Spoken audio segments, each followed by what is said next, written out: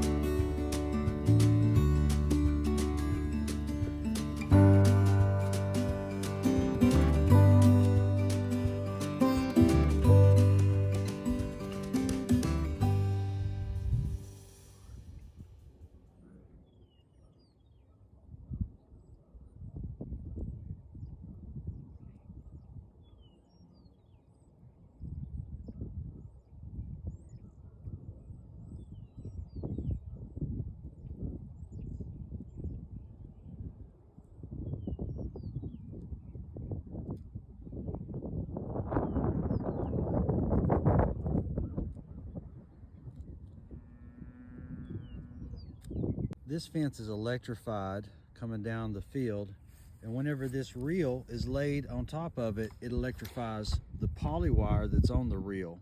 And this is how I'm able to make my portable fences in here for the sheep, is using that electric wire that has about 7,000 volts running through it to contain them in a mob flock where I want them for the 2 days. Hosting people on the farm in our glamping tent back here is one of the ways that we make revenue on the farm. The glamping tent has been a huge success, and especially for guests that are coming tomorrow, this is what they're going to get to see for their evening show. There's even a chance that they're going to get to see new babies tomorrow out of the ewe on the right that's walking towards the back. I'll admit that getting set up to do rotational grazing was several years of trial and practice to be able to get my system put in place. But the benefits have been very numerous. The sheep have a great condition on them almost all year round. This past winter, because I was able to stockpile so much hay standing in the dry time of August and September and October, I only had to feed 2 bales of hay this winter for this flock of sheep. And not having to buy hay is a great expense to be able to save on for a farmer. And then there's also the way the pastures are really responding to the grazing methods. The grass is growing back with more types of grass and much more vigorous regrowth. I'm also finally seeing a lot of earthworms in the soil, and those earthworms are helping to cycle the nutrients that the sheep are leaving behind. And because I keep the sheep mobbed up in a big group, they are more evenly distributing their manure across the pasture. There's just a lot of benefits that go into a rotational grazing practice. Whether you're twice a day or once a week, I believe that keeping the animals moving in some kind of fashion is a much healthier ecosystem for them to be able to thrive in.